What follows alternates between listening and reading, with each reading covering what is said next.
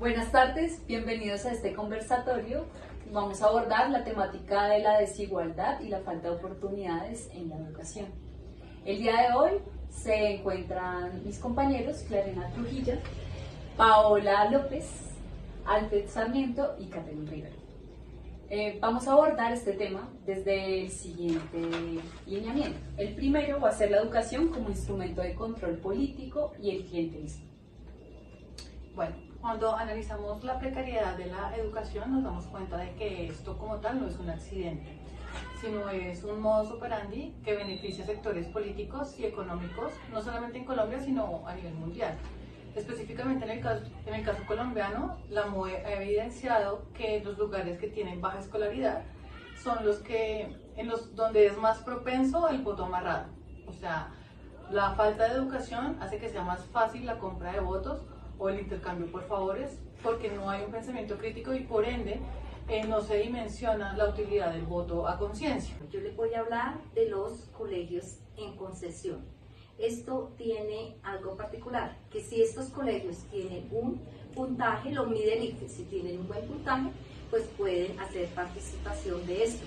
Esto es una alianza privada y pública, en los cuales siempre pues salen ganando los colegios privados. Tenemos el ejemplo de Fe Alegría, aunque hay muchos otros colegios más, como Don Bosco, Marianitas, cantidad. Entonces le doy un ejemplo. El colegio Fe Alegría tiene una concesión que ya le han girado más de 200 millones de dólares, esto patrocinado por el Banco Mundial, el cual es lo siguiente, que los trabajadores tienen un sueldo mínimo, mientras que en la parte pública tienen un sueldo de 3.200.000, el cual hace una diferencia sabiendo que estos colegios privados tienen una extensión horaria infinita, carga laboral que ellos les imponen. Entonces acá vemos la desigualdad de la educación en nuestro país. Perfecto. Entonces, el segundo tema que vamos a abordar con relación a la educación es la educación como negocio y estructura económica. Claro, ahí debería yo entrar. Bueno, entonces sí, así como se mencionaba el tema político, está muy ligado al tema económico, ya que muchas empresas se favorecen de la mano de obra barata, y esto se da porque cuando no hay una capacidad técnica, ellos pueden argumentar el por qué tienen bajos salarios. De esta misma manera garantizan que no haya competencia, ya que es difícil que una persona sin estudios busque emprendimientos o genere empresa o tenga ideas innovadoras. Tanto así que los factores que más se benefician de esta precariedad es el sector textil, donde se contratan a muchas mujeres pues que no tienen ninguna capacitación y por ende abusan de ellas con trabajos que son pues demandantes pero mal pagos. Pero también se ve en el sector de la construcción, de los servicios de seguridad y también pues en todo lo que es el tema agropecuario. Yo quisiera dar una acotación ahí bajo digamos, este contexto de la precariedad del laboral que tienen, digamos, las mujeres en este sentido, y quisiera ahondar más en el tema, un poco ya en la ley 100, que hace que, digamos, todos estos empleos se vuelvan precarios, tal cual, porque no solo hacen que el horario se vuelva un poco más extenso, poniendo a trabajar a la gente muchas más horas de lo normal, sino que también estas horas están siendo mal pagas. Y segundo, nos está pagando, por ejemplo, un recargo nocturno, una hora extra, cómo se debe pagar. Y digamos que todo esto afecta no solo en tiempo. ¿Por qué? Porque las mujeres, pues, estando, no sé, poniendo un ejemplo, 12 horas en un empleo, ¿cómo va a tener la oportunidad también para estudiar o para ver a su familia? Y esto pues en sí nos afecta un montón a toda la sociedad. Pues de hecho en la Constitución Política de 1991 hay un artículo, el artículo 67, que menciona que la educación es un derecho de la persona y un servicio público. Sin embargo, podemos ver cómo el sector público tiene una gran diferencia en cuanto a la calidad y el alcance, y el sector privado como este sector que se ve beneficiado por los altos costos de la matrícula y genera un supuesto estatus social.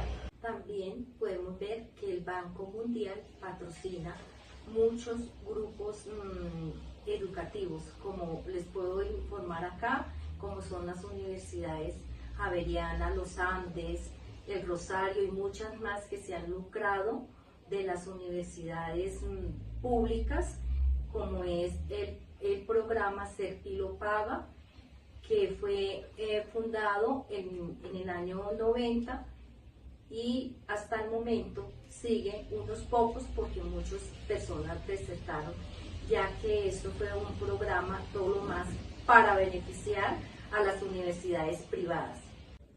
Bueno, la siguiente línea que vamos a reflexionar son las dinámicas globales y el control de contenidos.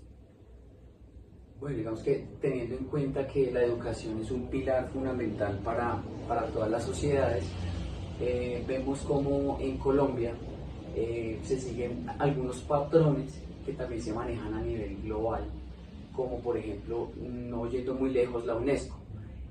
Esta entidad a nivel, digamos, mundial, que es la que rige, digamos, estas estadísticas de la educación a nivel mundial, en 148 países, digamos, que están inmersos en esta entidad tan grande a nivel mundial.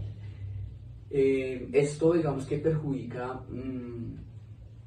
o ayuda también porque ellos vigilan a todos estos países y también dan como unas pautas de educación para que ellos mismos, digamos, saquen a sus sociedades o a su gente de todo el tema de la precariedad a nivel de educación.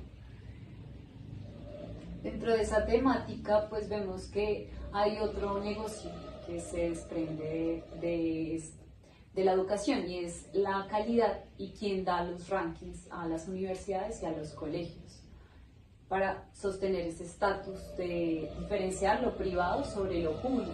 Entonces vemos que universidades privadas como los Andes se rigen bajo estos rankings que son el QS World University Rankings, que lo otorga el Times Higher Education. Entonces vemos ahí también otro tipo de manifestación de la desigualdad, porque esto lo plantean empresas y empresarios europeos, americanos, que están en otro contexto, en otra realidad y con otras facilidades económicas. Digamos que ahí también podemos hablar de un flagelo, de una emergencia sanitaria que vivimos a nivel mundial con el COVID-19, donde digamos que esta falencia nos llevó a irnos hacia todo el tema tecnológico y todo el tema virtual. Pero digamos que sirvió, pero a la vez se vieron perjudicados muchos territorios a nivel nacional, donde por infraestructura no tenían, digamos, el acceso al internet o el mismo computador, digamos, en estas zonas apartadas y aledañas del país, y por ende, digamos que en este lapso casi de 2 años que dura esta emergencia sanitaria, se ven perjudicadas estas comunidades, y esto hace que obviamente la educación sea un poco, digámoslo así, inequitativa. Bueno, a mí me gustaría mencionar que este tipo de dinámicas pues, se han presentado a nivel internacional.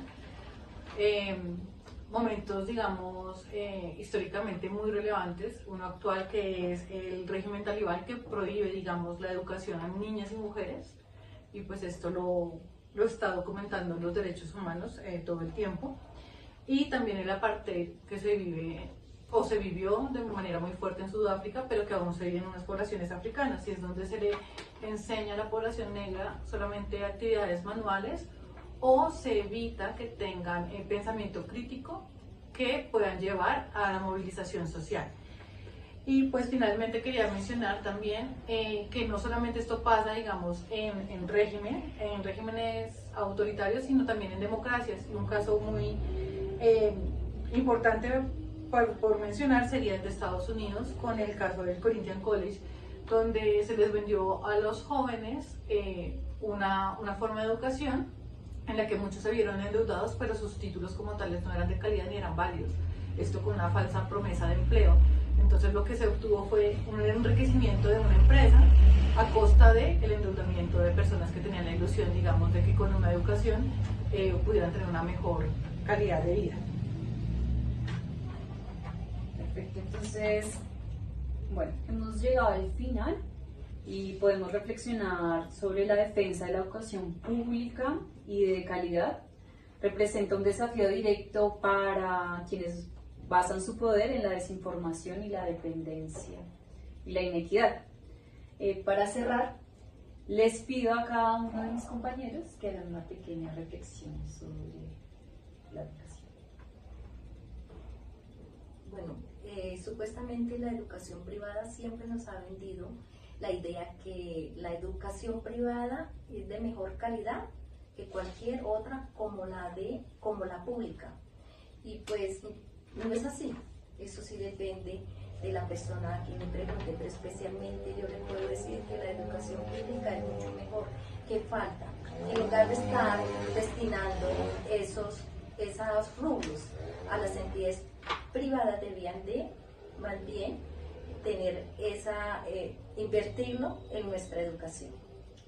Bueno, por mi parte, la anotación que me gustaría hacer es que como sociedad debemos entender que la baja educación hace que seamos más manipulables, que seamos personas que no exigen sus derechos y pues que resultamos siendo útiles a intereses económicos o políticos. Y esto lo único que va a lograr es que la desigualdad siga siendo un factor permanente en nuestra vida. Bueno, yo quisiera como hacer esta reflexión, y es que todos y todas en Colombia merecemos una muy buena, una excelente educación.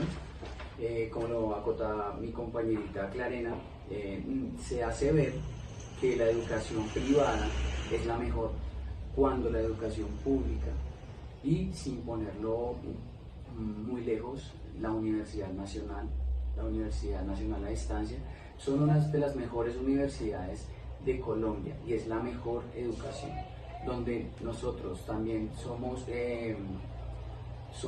obtenedores o digámoslo así, beneficiarios de una educación gratuita, y por ende digamos que cabe acotar esta palabra, y es: un pueblo que lee es un pueblo que piensa.